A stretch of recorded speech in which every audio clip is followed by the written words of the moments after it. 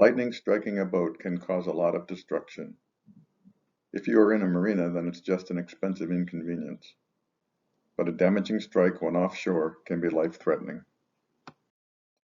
Very little can be done to reduce the likelihood of a strike, but there are things you can do to reduce the damage from that strike. One mitigation approach is to provide a robust path from the point of the strike to the surface of the water, and this is the approach we took on Privateer.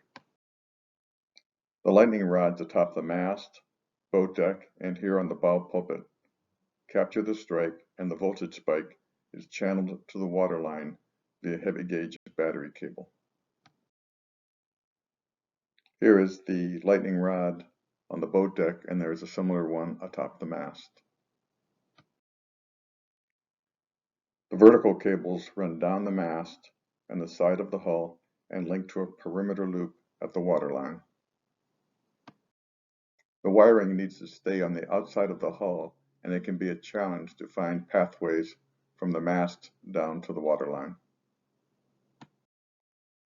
The perimeter loop runs around the hull just inside at the waterline and ties in all of the grounding points. The spark generators, pictured here, are inserted in the hull, through the hull, and to the outside of the boat at the waterline.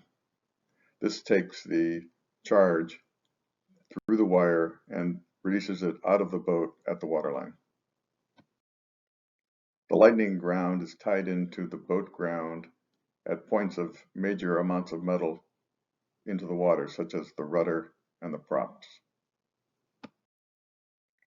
All of the antennas and exterior lighting is optically isolated from the boat's internals with these devices.